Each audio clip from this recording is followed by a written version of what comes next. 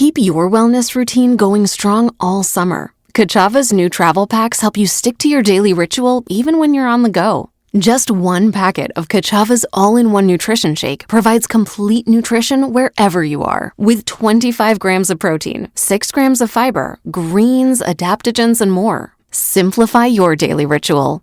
Go to Kachava.com and use code NEWS for 15% off. That's KACHAVA.com, code NEWS. Frequency Podcast Network. Stories that matter, podcasts that resonate. Okay, so coming into this podcast today, I have to admit something off the top. I am not in any way, shape, or form an expert in cryptocurrencies or stablecoin. Digital currencies kind of raise a lot of questions in as much as I'm trying to find out who's using them, what they're for, who's transacting, and this whole new issue of stable coins. This is another thing that has been inundating my inbox recently with topics and stories. And I thought we'd talk to an expert about what these things all are, how do they affect Canadian society, and do we as consumers have to pay attention to them? Is it something that we can use? Welcome to In This Economy. My name is Mike Eppel. Joining me on the line today is Laure Fouin, Associate General Counsel at Coinbase Canada, to tell us all about stablecoins and cryptocurrencies. Thanks very much for joining me, Laure. Thank you, Mike, for having me. Yeah, so the idea, the usage of stablecoins. This has been in the news recently. We've got legislation now out of Ottawa. It's being adopted. These are things that are being adopted more so in the banking sector and worldwide. Can you just give us the sort of 101 on what exactly is a stable coin? Yes, certainly. Think of it this way. Stablecoin is a cryptocurrency, but it is widely different from the previously existing crypto that you know, such as Bitcoin or Ethereum. Bitcoin is treated more as an investment. The prices goes up and down depending on demand, whereas a stablecoin is akin to a digital dollar. One stablecoin, like USDC, for example, is always worth $1. The way this works is that you have a private issuer. So these are not issued by the central bank of a country. They're issued by a private issuer. And every single USDC that issuer issues is backed 1-to-1 by cash and short-dated treasuries that are held at a regulated financial institution. And you have an attestation of that, usually by a Big Four accounting firm. So compared to Bitcoin, this is borrowing. This is dollar. It's placed on chain, on the blockchain, but it's just $1, and the point of it is being borrowing and being used the same way a currency would be used. So what we're thinking and looking at right now, in fact, is really remittances, whether small or big value remittances between Canadians, but mostly worldwide. Because the biggest difference with using the traditional banking system is that these can be transferred 24/7 and internationally almost immediately. So it is a borrowing dollar sitting on chain, but that you can send more efficiently and more safely than a traditional one. Well, okay. So you've raised some questions right there about the idea that this is something that you can trade or transact 24/7. I can't do that right now. Is it literally bankers' hours for business that they can't do international deals, considering everything right now is pretty much done digitally? Not exactly. So if you have to transfer between two different currencies across the world, you will have to go through 2 or 3 different corresponding banks. It does not mean you can only make your transfer from 9 a.m. till 5 p.m.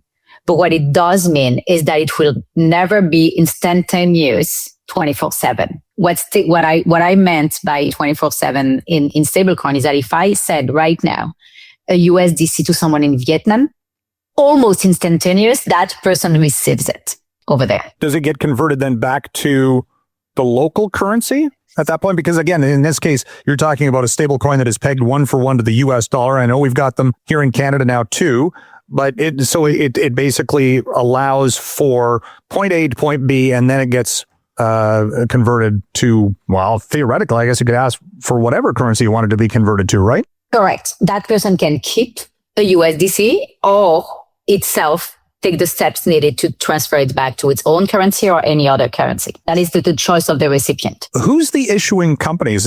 You said that's private enterprise in the United States? Correct. So I'll take the example of USDC because it is the dominating one currently.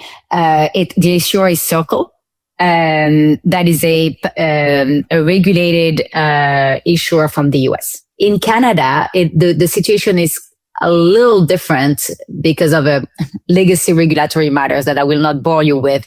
But the current potential issuers that we have are both a trust. There is one trust and other purely private companies that are also trying to issue stablecoins. When you mentioned Circle as the issuer, is that Circle International, publicly traded company? Yes. I'm thinking, okay. How do they actually make money on this transaction? Do they charge a fee subsequently? Because it's interesting when you're talking about pegging something to the US dollar. I mean, you have to like literally buy US dollars. So they buy short-dated US treasuries and receive interest rates from these.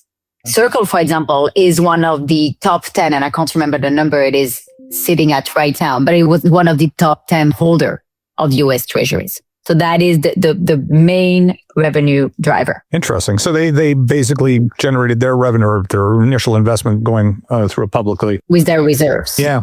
In Canada, we've got literally new laws and regulations of this out of Ottawa.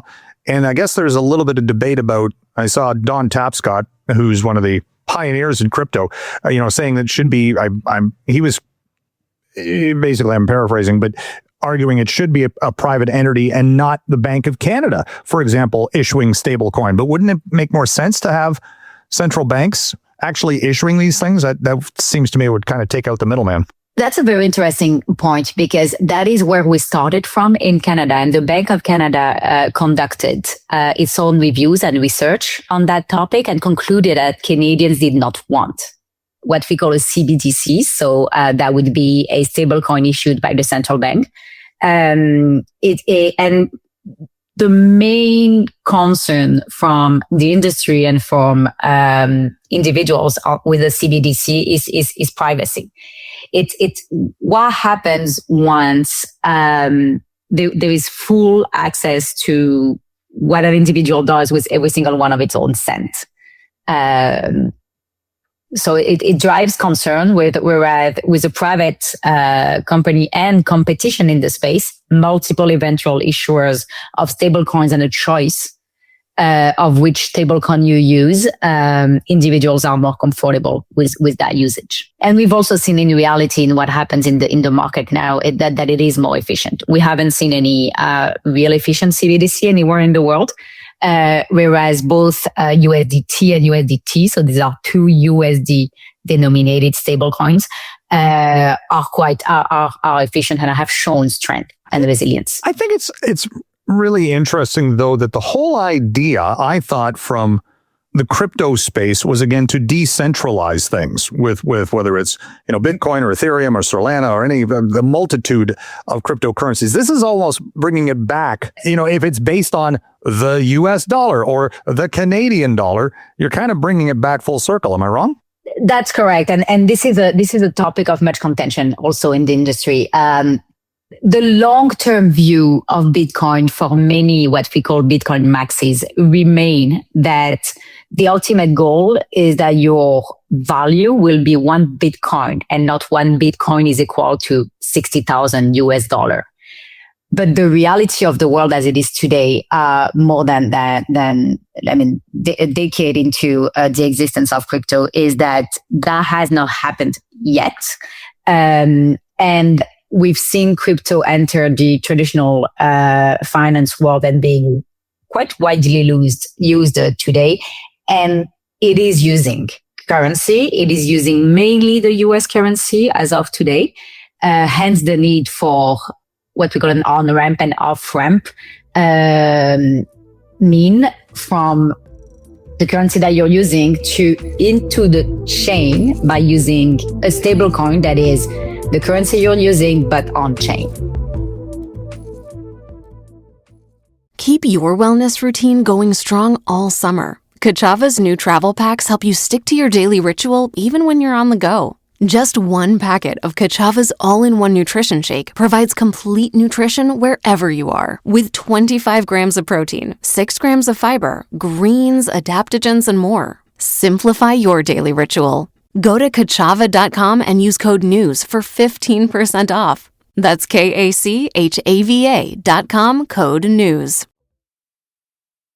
I understand how this is used then by corporations, multinationals, maybe big players who have a lot of money to transfer. But at the end of the day, does this affect the day-to-day consumer?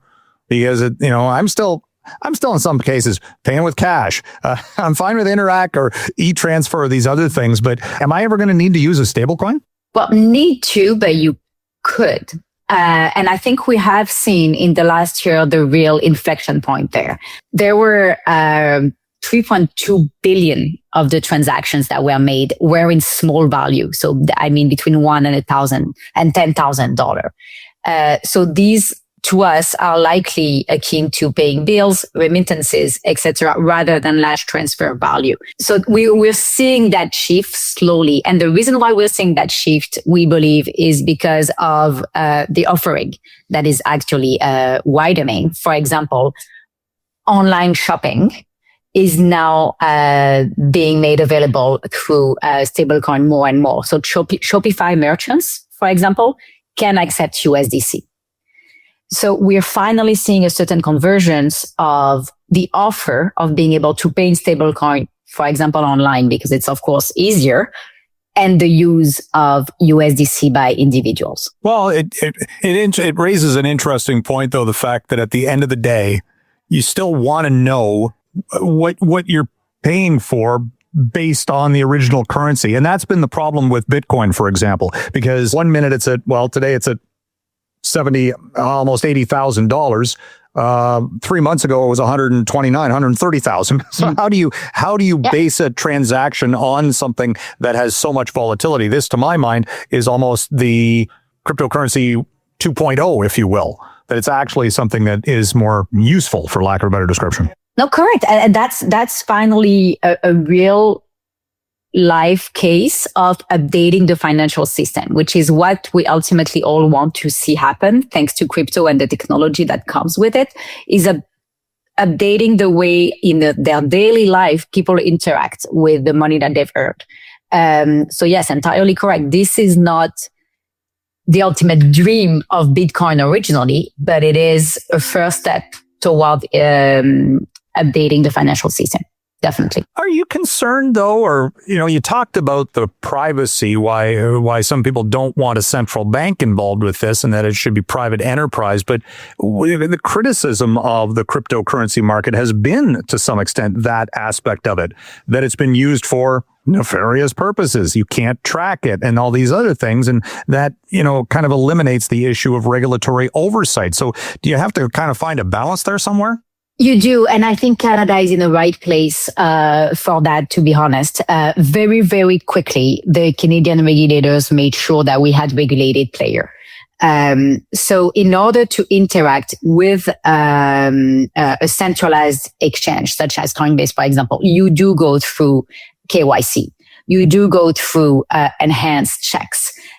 So we are quite comfortable as a platform that these type of these bad actors and the bad activities do not happen on our platform. So it is one of the main concerns of anyone serious within the industry. And this is something we all work really, really hard to prevent. Yeah, in some ways, if something is digital, and I think about, for example, the questions about some insider trading allegations that are making the round in the U.S. For the Securities and Exchange Commission on energy trades and all these things, and they can track it because it is a digital. There is a digital footprint. So theoretically, all these things actually it can be traced, but it's to how much encryption, I suppose, there is behind the scenes that go on. Yes, and it depends on the means you have. So we do have these means, and we take it very seriously. So if the service provider, if I may, pays attention and puts the right checks and in place, it's perfectly traceable. So is this how big of a market is this for? Like where are we in Canada from? Do you think there's going to be a private issuer at some point? I think there actually is one. Is there not? Am I wrong in saying that? No, you're entirely right. Yeah, okay. We currently have Tetra Trust, that's an Alberta-based trust company that issues CAD. And then you have Stablecorp that issues QCAD, and Patriot that issues CAD-C. That is the three ones that you may have heard of because they're regulated. So they came through, they took certain steps to be properly regulated, and they have partnerships with established financial institutions and others. We are still at the beginning in Canada, to be honest, compared to where USDC is, but that is the case everywhere in the world. USD is the reserve currency for, I think, about 60% of the global foreign currency reserves in the traditional market. When it comes to crypto, 99%, between 98 and 99% of the market capitalization of stablecoins is in US dollars. So the entire world needs to step up when it comes to its own currency, stablecoins. And Canada has now taken steps to do that with the Stablecoin Act being accepted. And because if the U.S. is the leader, has there actually been an economic benefit? Can Canada build on that? Does it allow for more international investment, trade, that kind of thing in the Canadian market if this is available? Yeah, we believe so. We don't have data. I don't have data to give you about the US, but we believe so for Canada for sure. And we also believe it is widely important for us to maintain our sovereignty by using a Canadian denominated stablecoin and by having our own stablecoin issuers that invest in our government's treasuries. Oh, that's awesome. Thank you. Listen, thank you very much for speaking with me today. This has been a really interesting topic. I'll say going in, I wasn't entirely sure, but you made it really understandable. And it's really quite fascinating how all of this has grown so substantially, and you made it make sense. So there you go. I hope so. Thank you very much for having me. Thanks for joining us. And that was Laure Fouin, Associate General Counsel at Coinbase Canada. My name is Mike Eppel. You've been listening to In This Economy. If you want to reach out and give us any story ideas or questions, concerns, that kind of thing, I'm on email at mike.eppel@rci.rogers.com. And on social, you can find me on @Eppman. That's EPPMAN. Thanks for listening. When maintaining your daily wellness rituals is important to you, the change in routine during the summer can feel daunting. Kachava's new travel packs help you stick to your daily ritual, even when you're on the go. Just one packet of Kachava's all-in-one nutrition shake provides complete nutrition with 25 grams of protein, 6 grams of fiber, greens, adaptogens, and much more. So you'll be fueled and ready for wherever life or your summer adventures take you. No fillers, no nonsense. Just the good stuff your body craves. Plus, it actually tastes delicious. But you can try it for yourself because the variety pack includes all 6 delicious fan favorites: chocolate, vanilla, chai, matcha, coconut acai, and strawberry. So instead of worrying about sticking to your daily ritual, simplify it with Kachava. Go to kachava.com and use code NEWS for 15% off. That's KACHAVA.com, code NEWS.